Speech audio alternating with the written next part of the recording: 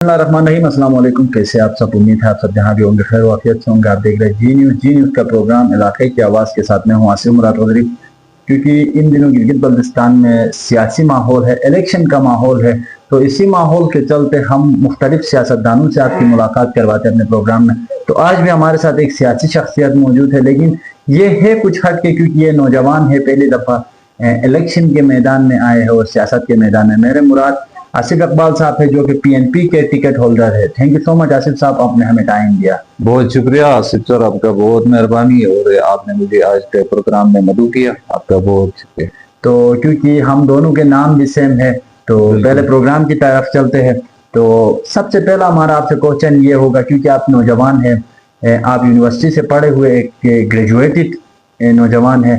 जब भी हमारे यहाँ पर पढ़ने की बात आती है, लिखने की बात आती है, एजुकेशन की बात आती है, तो हमारे जो कॉन्सेप्ट बना है नौजवानों का कि वहाँ यूनिवर्सिटी से पढ़ के आके हमने जॉब करना है, किसी न किसी सरकारी जॉब की तरफ जाना है। तो आपने किसी सरकारी जॉब के लिए अप्लाई करने के बजाय आप सियासत की तरफ आए। सियासत में आने की अवलीन वजह क्या बनी? अच्छा सर, असल में सियासत में आने की वजह सबसे पहले तो ये ख्वाहिश भी थी और उसके बाद ये ख्वाहिश मेरी मजबूरी भी बन गई। और फिर जो है असल में मुझे हमारे जो इलाका है, जो हल्का 3 स्पेशली सुमाल और यासीन जो है, ये इलाका जो है सुमाल का जो इलाका है, ये सियासी के महरूमी के शिकार था। और साथ में यहाँ के जो बुनियादी जो राइट्स थे, हमारे जो बुनियादी सहूलियात थे, इनसे भी एक महरूम था ये इलाका। और जहाँ तक बात आपकी, आपने कहा कि यूनिवर्सिटी से स्पेशली जो ग्रेजुएट होते हैं वो ज़्यादा प्रेफर करते हैं कि वो कोई जॉब ले या कहीं और किसी और पे इसके ज़रिए माश के पीछे चले जाएं। तो सियासत में मैंने जैसे पहले कहा कि मेरा इंटरेस्ट भी था। तो आजकल के दौर जदीद में मैं समझता हूं कि स्पेशली जो यूनिवर्सिटीज के जो स्टूडेंट है, उनको चाहिए कि वो पॉलिटिक्स में आए, क्योंकि वो हम जो है पोस्ट मॉडर्न स्टूडेंट होते हैं या पोस्ट मॉडर्न जो ग्रेजुएट होते हैं, तो we can easily understand the modern thoughts and ideas. So that is why मैं समझता हूं कि हमें आना चाहिए अपनी सोसाइटी के लिए और अपने यूथ को भी मुनज़्ज़म करे और अपने दौर जदीद के राइट्स की भी बात करे, अपने तमाम जो हुकूक है उनकी भी बात कर सके। तो मैं समझता हूं कि पुरानी जो मेंटेलिटी है पॉलिटिकल हमारे जो सोसाइटी में प्रिवेल करती है, कि इसको हम जो सियासी हमारी जो है जो सिनेरियो है सोसाइटी की, जो एक पॉलिटिकल जो पिलर है, इसको हम जदीद दौर के जो ग्रेजुएट और हम पढ़े लिखे लोग इसको एक बेटर तरीके से हम इसको आगे और सोसाइटी की बेहतरी के लिए इसको लेकर हम चल सकते हैं। तो थैंक यू सो मच, आपने इसको बेहतरीन तरीके से आपने ब्रीफ किया। तो कुछ सवालात यहाँ पर जन्म देते हैं। आपने कहा कि एक इलाका महरूम सा रहा काफ़ी अरसे से, उसके बाद आप मेरे हिसाब से आप दूसरे कैंडिडेट है सुमाल से, जो आप इस वक्त हल्का 3 से इलेक्शन कंटेस्ट करने जा, क्या समझते हैं? क्योंकि हल्का 3 बहुत ही मुश्किल एक हल्का माना जाता है, क्योंकि वहाँ पर गुलाम मोहम्मद, राजा जहांगीर, अयूब, इस तरह के बड़े बड़े नाम वहाँ पर पाए जाते हैं, जो कि सियासत में काफ़ी मंजे हुए सियासतदान हैं। और आप आए यूनिवर्सिटी से, फ्रेश ग्रेजुएट और न्यू जनरेशन, क्या चैलेंजेस फेस करते हैं? चैलेंजेस तो बहुत होंगे। वो कोई भी अगर आप चीज़ कोई भी डिसीजन लेते हो लाइफ में या कोई भी आप काम करते हो, तो डेफिनेटली आपको बहुत से मुश्किलात के सामने करने पड़ते हैं। और ये भी जब हमने पूरे हम ठान लिया कि पॉलिटिक्स में हम आ रहे हैं या हम आ चुके हैं, तो हमने मतलब वो कहते हैं कि आपको डिसीजन लेने की ताकत, बल्कि आपको बाद में डिसीजन के जो कंसिक्वेंसेस आएंगे उनको बर्दाश्त करने की जो सलाहियत ज्यादा मजबूत होनी चाहिए। तो इसलिए जिस तरह आपने बड़े बड़े नाम लिए, ये मैं उनके एहतराम करता हूँ, वो सीनियर पॉलिटिशियंस है, गुलाम मोहम्मद साहब और राजा जहांगीर साहब और अयूब शाह साहब। जहाँ पर अब हम थोड़ी सी अगर तारीख पे नजर डालें थोड़ी सी, तो हमारे पास जो है गुलाम मोहम्मद साहब 3 बार मिनिस्टर बन चुके हैं और अयूब शाह साहब 2 बार मिनिस्टर बन चुके हैं। और इनके जो राजा साहब की, उनके वालिद मोहतरम राजा गुलाम दस्तगीर साहब जो है वो भी मिनिस्टर बने। उसके बाद उनके बड़े भाई राजा जलाल साहब भी मिनिस्टर बने, फिर उनके ये राजा जहांगीर साहब भी मिनिस्टर बने। تو یہ ایک وہی جو انگریز کے دور کی ایک مینٹلٹی ہماری سوسائٹی کے اندر پریویل کرتی ہے.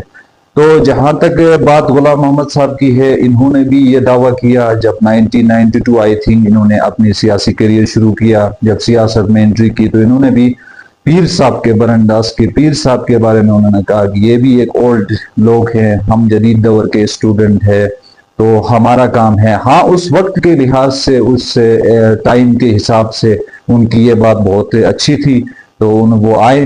اور اس کے بعد جو ہے ایوب شاہ صاحب بھی، وہ بھی یہی دعویٰ کرتے تھے. تو اب آتے ہیں آج کے دور میں. تو تھرو آؤٹ ہم اس جو ٹینیور میں 25 ایئرس جو ہے ہم نے ان تینوں کو سپورٹ کیا. یاسین کے ان 3 گروہ کو سپورٹ کیا، یاسین کے لوگوں نے بھی ان کو بھگتا اور ہم نے بھی بڑا سپورٹ کیا. اور اسپیشلی اگر ہم تھوڑی سی اگر بات ہم اپنے علاقے کی کریں، یہ جو درمدر سے لے کر ہمارا چائنا پل تک یا آگے سریا ہن تک جو ہے یہ علاقہ، یہاں سے پچھلے الیکشنز میں ہمارے ایک بھائی ایڈوکیٹ لطیف صاحب وہ آئے الیکشن میں، ان کو بھی ووٹ خاص کوئی مینڈیٹ نہیں ملا. ابھی یہ میں آیا ہوں، تو اس علاقے سے ہم شاید بہت کم الیکشن کنٹیسٹ کیا. تو میں سمجھتا ہوں کہ اس علاقے میں اب ہمارا حق بھی بنتا ہے آنا، کیونکہ ہم نے اس علاقے سے اسپیشلی شمال نے جو ہے 45 سال جو ہے ان 3 گروہ کو سپورٹ کیا اور ان تینوں کو 2 3 بار منسٹر بنائے.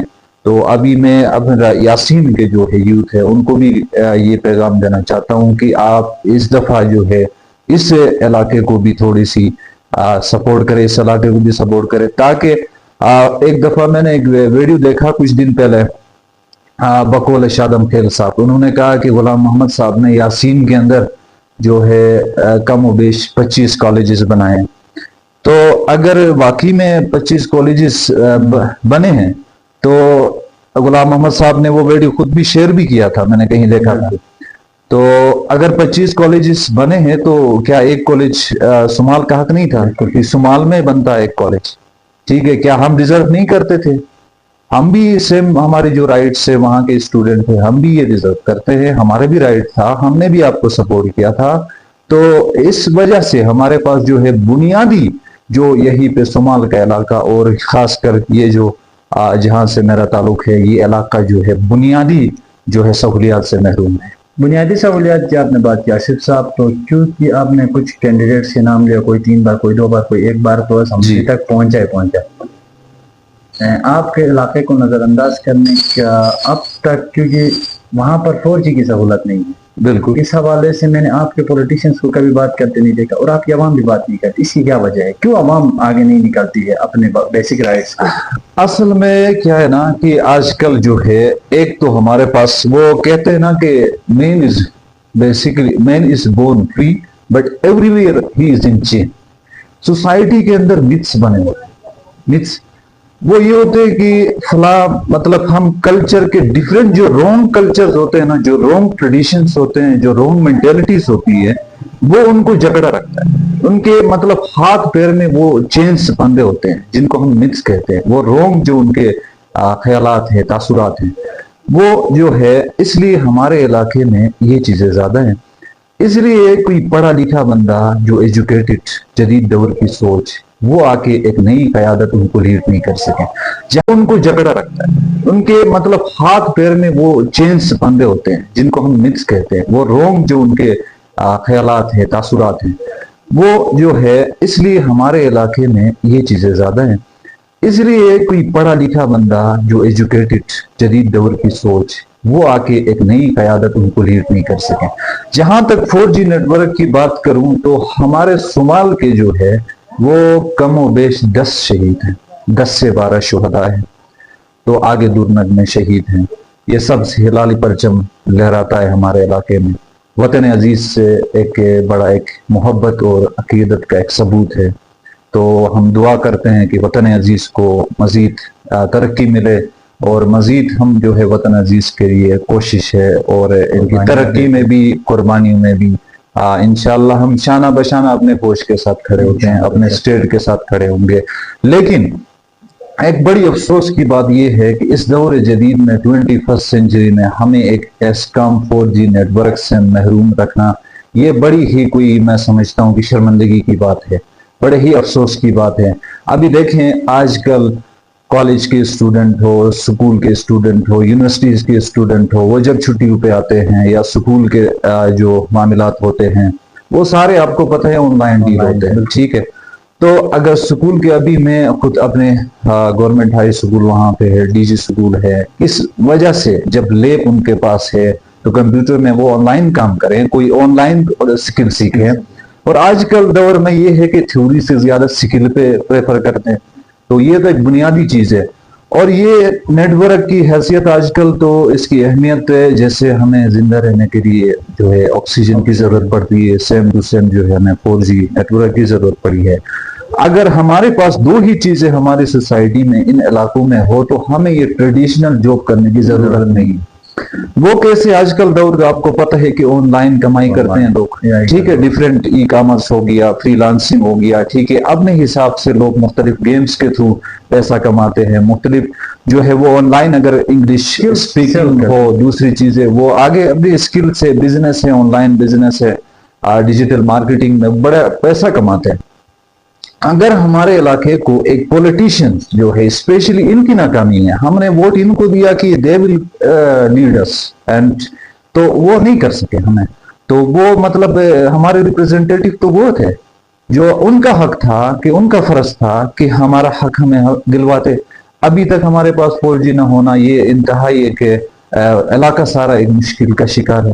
ٹھیک ہے, ہمارے پاس ابھی میں آپ کو مثال دوں, ہمارے پاس ہیلتھ کیئر جو سسٹم ہے, KRSP کا جو پروجیکٹ ہے, وہ 24/7 ہمارے پاس کام کرتا ہے. لیکن ان کو جو مشکلات ہے, ایک سمپل جو ہے اٹینڈنس, ڈیلی اٹینڈنس شیئر کرنے کے لیے ہمارے DDO صاحب اور ہمارے ہیلتھ کے جو سٹاف ہے وہ سارے گاکوت جانا پڑتا ہے, گوتس جانا پڑتا ہے.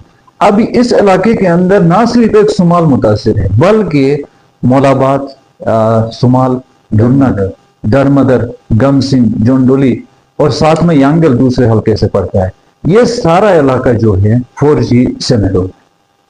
تو بنیادی ان جو ہے اس طرح کی محرومیاں پھر ہمیں مجبور کرتی ہے کہ اپنا حق خود لیں, اپنے آج کے بارے میں خود سوچیں, اپنے حق کے بارے میں خود سوچیں, یا تو مان کے لے یا تو چھین کے لے, یا تو چھین کے لے. ہم کوشش کرتے ہیں نوجوان تاکہ سوشل میڈیا کے تھرو یا اپنی جو ہے مطالبات منوانے کی کوشش کرتے ہیں, لیکن ایسا کچھ نہیں ہوتا. تو اور بھی آپشنز ہوتے ہیں, ٹھیک ہے, لیکن ڈیسائیڈ بھی ہوتے ہیں. تو اس طرح سے ہم یہ توقع نہیں کرتے جس طرح سے ہمارے پاس ایک سوتیلا سلوک کیا جاتا ہے.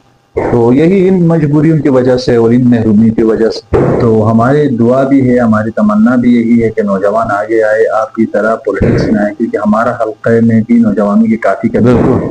آپ کے حلقے سے بہت سارے نوجوان کینڈیڈیٹس بھی آ رہے ہیں جس کو آپ سمجھتے ہیں کہ وہ سیاسی شعور صحیح رکھتا ہے. وہاں پر اسلم انقلابی ہے, بوشوڈوک ہے, امان صاحب ہے, ان سے ہٹ کے بہت سارے نئے کینڈیڈیٹس آ رہے ہیں, کچھ کے نام بھی مجھے نہیں آتے.